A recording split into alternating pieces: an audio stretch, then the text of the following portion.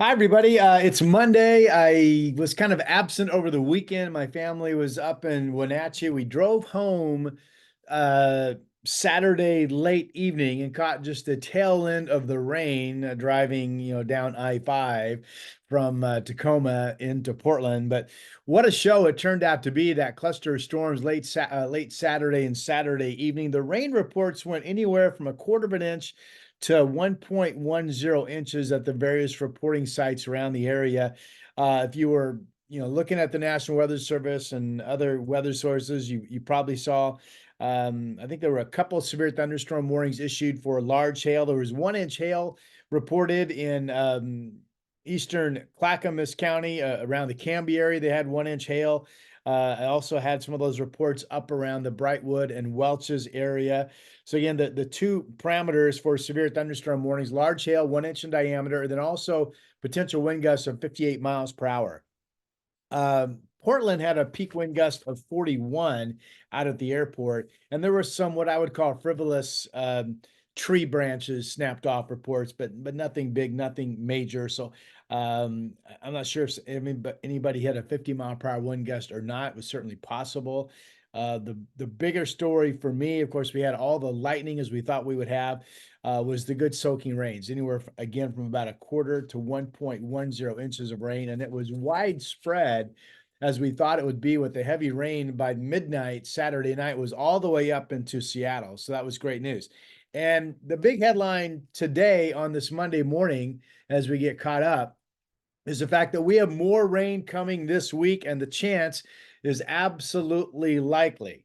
There's still a low pressure center offshore, which I'm going to show you in a moment. There's a stronger one that's going to come in and be off of the coast Wednesday night, Thursday, and Friday. Wednesday night, Thursday, Friday, we could have at least as many hours with measurable rainfall or some rain in the area as we do dry weather. So soaking rain and maybe another round of thunderstorms. Absolutely a good bet. This is Thursday's upper level map on the American GFS model. Here's Portland. Here's another upper level low. We're out ahead of it. The south wind, that's the instability flow we talked about last time, where air travels over land for a while, becomes increasingly unstable, losing that Pacific moderation point. And at the very least, this will pump widespread rain at times, Wednesday night, Thursday at times, Friday at times, into our area. So I tell you what, we are getting things quieted down in the wildfire department with all of the rain that's been coming. So that's terrific news. This is this morning's upper level map with the satellite picture. The contours are at 500 millibars, 18,000 feet. We still have a low offshore. It has never left us. I don't see any reasonable chance of rain today, although with this low setting offshore, the rain chance is not zero.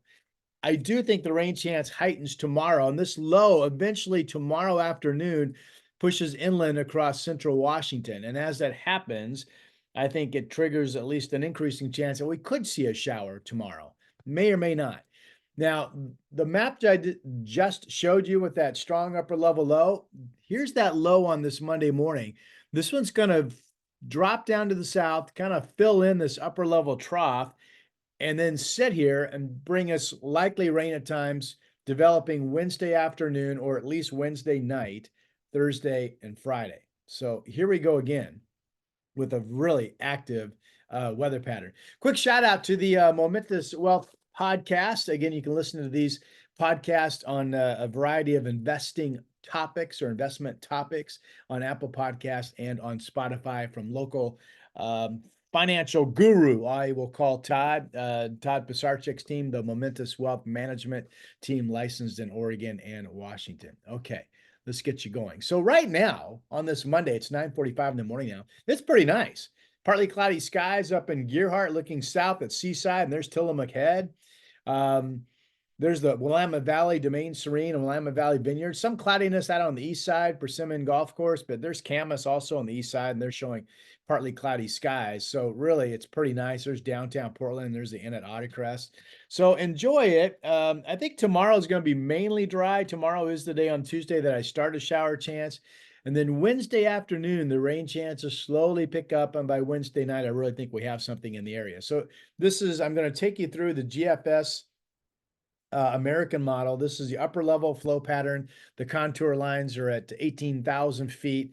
And the little green colors and yellow colors, all little energy fields, what we call positive areas of vorticity. Some of you complained about this map in the past, and I get it. I don't show it that often because it's tough to see. But if you follow my cursor, here's the west coast of Oregon. There's the west coast of Washington. There's Portland. Here's that low we looked at a moment ago.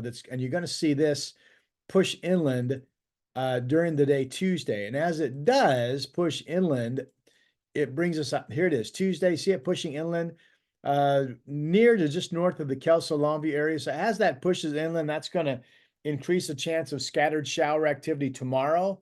Weather models don't really give us much output, but it certainly makes sense that we see rain, or at least a chance of scattered showers, right? So that's tomorrow. And then up here's that low that I pointed out that's going to become the bigger rain machine Wednesday, late day, Thursday, Friday. So this is Wednesday. Now we're into Wednesday evening. I think likely we'll get some rain developing Wednesday evening, if not before. Here it is Thursday. Again, here's Portland. Here's the upper level low off of the Oregon coast, parking itself. See the wind barbs? It's a south wind flow. So, if you get a solid enough cloud shield that tends to stabilize things, then you get rain, but you don't get thunder and lightning, or at least much of it. But if we get some sun breaks with this low offshore and now south wind flow, then we could have another cluster of thunderstorms potentially Thursday daytime into Thursday overnight. Now here's Friday. Friday, see, it starts to move inland. And that changes our flow pattern. Probably it takes away the storm chance, but this could be wraparound moisture where potentially Friday is raining more than it's not. I mean, the weather models are putting out a high temperature on Friday of only 64 degrees. The only reason they would put out a high temperature of 64 is that the models are picking up on solid cloud cover and rain much of the day. So we'll see. There it is pushing east. Now we're getting into the weekend. So I think Saturday, see now it's east of the Cascades. We have a northwest flow pattern on the back of it. You would assume we'd wake up to cloudy skies, but I think the weekend right now is dry. If the current timing holds, and there's a lot of time between now and this weekend for the timing and the positioning of these lows to alter. But right now, the current timing would have us dry Saturday. And then here's a bit of, see the ridging? There's a 588 contour right here up into the South Valley around Eugene.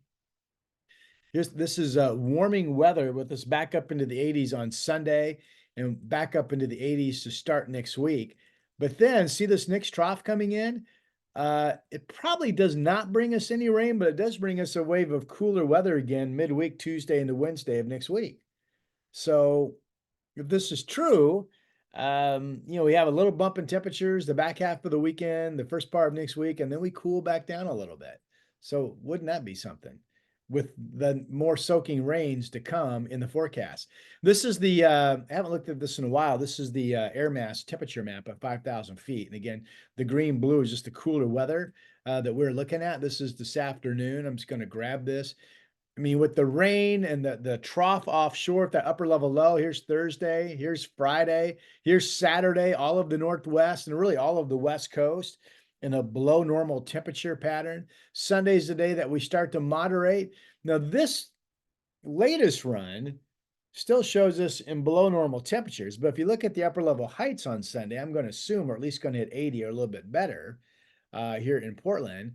And then you go into Monday of next week, and then we're well up. Now we're into the above normal category, not really hot, probably holding in the 80s, but well up into the 80s. And let's see if this picks up. It doesn't really pick up much that cooler push that I mentioned on Tuesday and Wednesday. So if we do get a cooler push on Tuesday or Wednesday of next week, it's probably short-lived. And then we get back into temperatures, maybe not hitting 90, but well up into the 80s. And models have been showing the last days of August, the first days of September, that there is at least a possibility that we could, in fact, get up into some 90-degree weather, but nothing extreme. Okay. So I tell you what, busy week coming with the rain chance on Tuesday. The rain chance is starting to explode at least Wednesday night, if not sooner. And then Thursday looks really wet. Friday looks really wet. Maybe some Thursday storms. Wednesday night, Thursday storms, I should say. Let's go down to Medford. What are they showing? They're showing rain likely with that big low on Thursday, a chance of showers on Friday and a Saturday, and no hot weather. The warmest temperature would be 85 on Tuesday of this week and then 87 on Sundays. We start to warm up. So how about that? Over in Central Oregon, uh, the smoke visibility has been improving because, again, the cooler weather, the rain we've had, the fires laying down. So this is all great, great news. Today, 80, Tuesday, 79, Wednesday, 77. There's the likely showers from that low on Thursday into Friday in the shower chance, but nothing hot, right? What about up in Seattle? Saturday, up in Seattle, there's got to be rain showers up around Kelso, Longview, and to the north on Tuesday, tomorrow, with a chance of something here in the Portland area, but certainly up to the north, which is what this shows, Tuesday into Wednesday. And then Thursday, Friday, Saturday, temperature 60s to about 70 degrees up there. All right.